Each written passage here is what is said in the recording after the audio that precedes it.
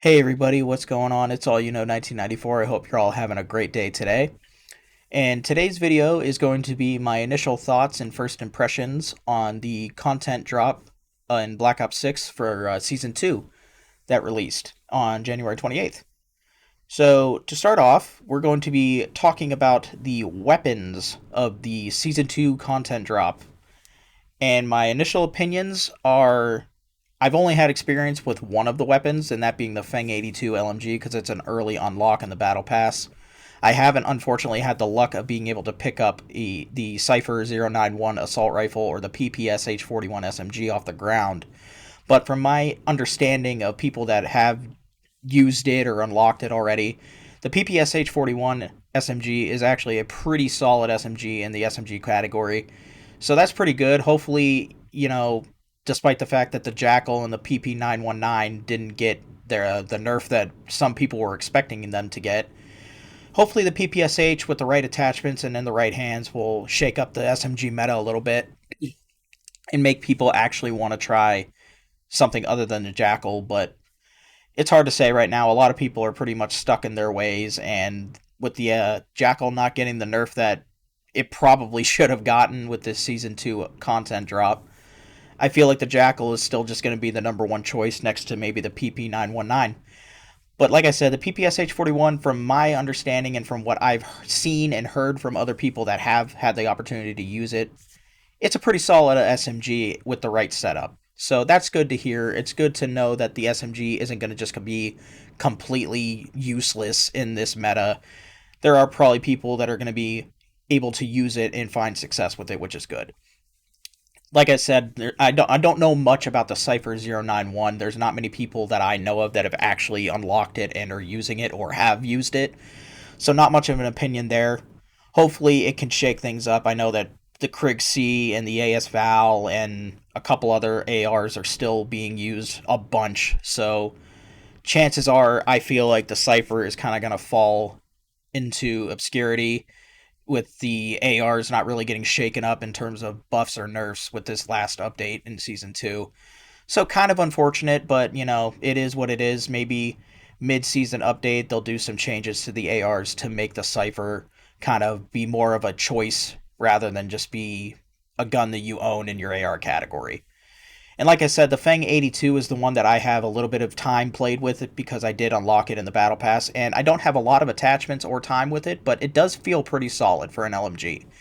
And considering that the PU-21 was the only LMG that really got switched around with the update for the buffs and nerfs in Season 2, I think that the Feng it will have its place in the LMG category. I'm not saying it's going to be the best one, but it definitely feels pretty good, and I'm excited to take more time using that gun and get some more experience behind it, and hopefully it will be better with even better attachments. But that's the weapons. Let's go ahead and talk about the maps briefly. Lifeline, not going to really say much about that because I haven't played on it personally myself yet, and I'm not really crazy about the whole face-off style of map, so I'm probably going to try to play it a couple times, but I'm not guaranteeing much in terms of like gameplay videos or just overall playtime. I'm just probably going to avoid that map as much as I can. Bounty and Dealership, though. Bounty is probably my favorite map out of the 6v6 core maps that have come with Season 2 so far on launch. I like the map for, what is it, Domination. It's a very good map for Domination and Hardpoint. And the flank routes are really good on that map, and I just overall think that that map was designed very well. Very 3 lane like, very, very good map. Dealership, another very decently made map, I think. Out of the two, I would put Bounty above Dealership, but Dealership is a very, very chaotic map, especially for Hardpoint. There's a lot of decent flank routes that if you can take advantage of them, you can get some really nice flanks as well. And it plays really well. They're both very vibrant well, not very vibrant maps because the one is at nighttime, but you get what I mean. Both of them have their own specialties. Dealership, you know, it's a very good map. Like I said, I think both of them are pretty solid in terms of launch maps for the 6v6 core map style. Um, but other than that, we'll have to wait and see what grind is like. And Bullet, Bullet's probably going to be one of those maps that I really don't touch because again, it's more of a face-off map than a 6v6 map. But we'll just have to wait and see. I'm excited to see for the midseason update what grind will play like with this Black Ops 6 style. But yeah, other than that, again, I think the maps both are two big thumbs up for me. I think they both play pretty well in their respective ways, and they both have their own special charms, so to speak. But other than that, overall, what do I think of the content, or not the content, but the season two update as a whole? Um, I mean, I'm sure some of you know, especially from the video that I posted yesterday about the cheaters bypassing the update to the Ricochet anti-cheat. Uh, the game is still in a pretty bad state overall.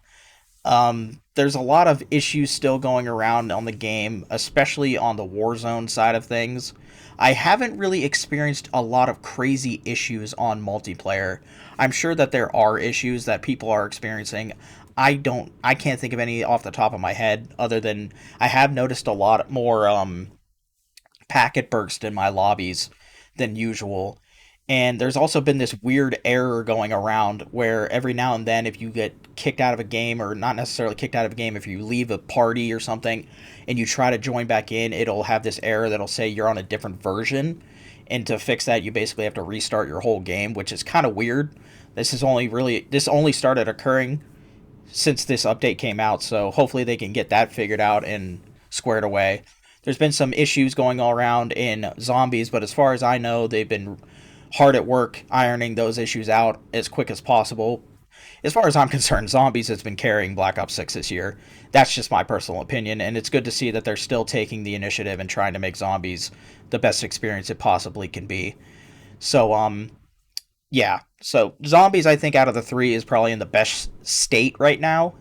I'm going to be making a video tomorrow discussing my thoughts on the Tomb map as a whole. But like I said in yesterday's video, the Tomb map feels really great to play on. The Easter egg seems really interesting, and I'm excited to try it. I don't know if I'm necessarily going to ever complete it, but I do want to eventually try it and see how far I can get into that. Obviously, playing with a squad, but Warzone, yeah, Warzone's in a pretty bad spot. There was a screenshot that I had seen the other day where they had over 60 issues that they are trying to tackle with the Warzone mode right now. So, for those that are wondering why they didn't receive any really new content in Warzone, that's why. They have over 60 issues in Warzone alone, on top of the rampant cheaters that are still plaguing Warzone even after the update to Ricochet. I even saw a clip on Twitter today of a guy running around on Rebirth Island Resurgence using the Staff of Ice Zombies quest item weapon, just one-shotting people. So yeah, Ricochet still needs some extreme work done to fix the cheating going on in Warzone. Probably ranked as well. I'm not too sure. I haven't really seen much of clips in the way of ranked, but I could be wrong. But yeah, Warzone's not in a great shape right now, and overall, I think the game just is still needs a lot of work done. So overall, what I would give this update, I'd probably give it a solid 7 out of 10. There's still a lot of issues that need ironed out, and hopefully they do that in a timely manner. Like I stated even in yesterday's video, it needs to be done in a timely manner. But anyway, guys, I'm going to wrap the video up here. I hope you guys enjoyed the video. If you did, go ahead and leave me a like and a comment down below. I would greatly appreciate it. If you disliked the video, go ahead and leave me a dislike as well. It doesn't hurt my feelings. And this is All You Know 1994. Peace out.